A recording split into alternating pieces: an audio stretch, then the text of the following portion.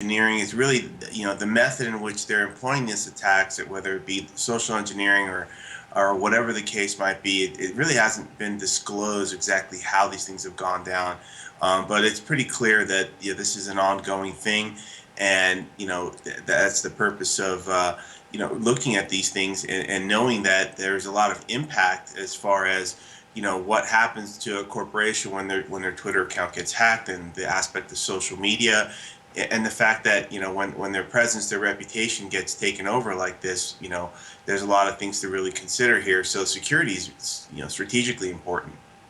What did these latest attacks mean to the average Twitter user?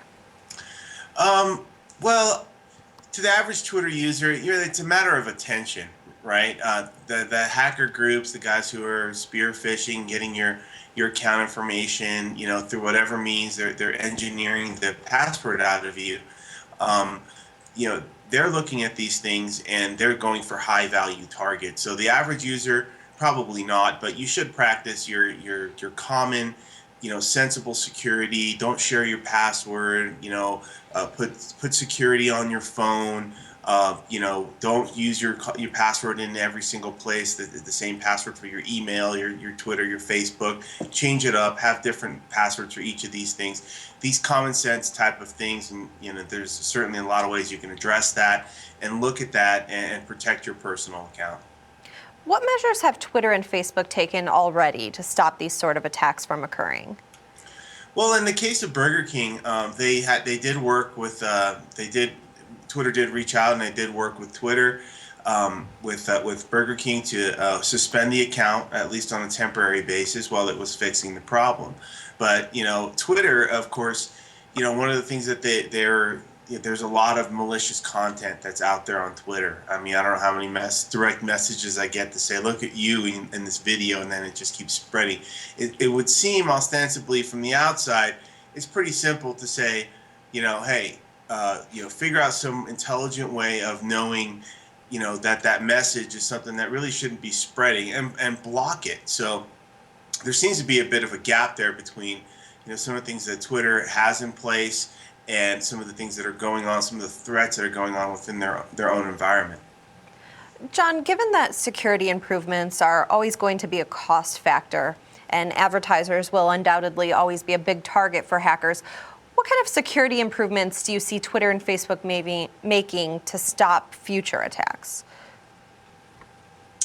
Well, I think that they don't all have to be cost factor. Certainly, that is a big piece of it. But I think that policies can really play a big piece. And I'll give you an example that there's a list of about 400 passwords that members are not allowed to use.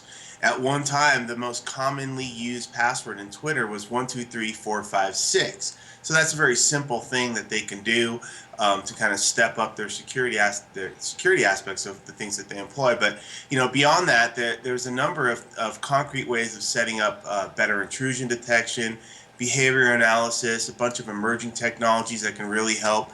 It's safe to assume that they have some fundamental security in place, but what Twitter can do is take information from these attacks, and learn from them and put some better security in place, building a response to that, and doing that with tools. There's a number of major vendors that do a lot of these things, from analytics to some things that are just emerging that are predictive and things like that.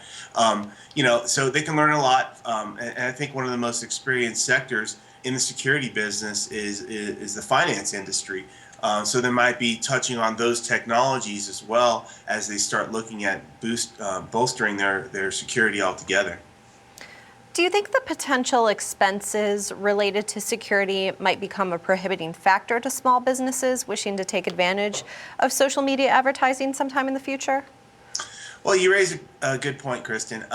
There's a lot that really needs to happen here. I mean, some of it, of course, is going to have an impact to small business. Some of it really falls on Twitter. I think that there's a potential that this kind of thing could get out of hand, really, and for Twitter, and really kind of, create kind of a bad picture, a bad posture of security. For now, the targets have been high-profile companies. And yes, this was, pretty malicious action, and the immediate effects, it may not be obvious, but as far as damaging a brand for a smaller business, that kind of thing could be catastrophic. This is one of Twitter's growing pains, and I need to turn the corner on this because it's becoming more high profile as more of these stories come out, and we hear about the Jeep getting hacked, and the different hacks that are going on, and it's just in the news, it's in people's consciousness, and when they're thinking about this kind of thing, it definitely could become a prohibiting factor. Companies like Hootsuite, a social media management company, have already stepped in as another layer of security for advertisers on social media. Do you think this method of outsourcing layers of security will become the future of social media marketing?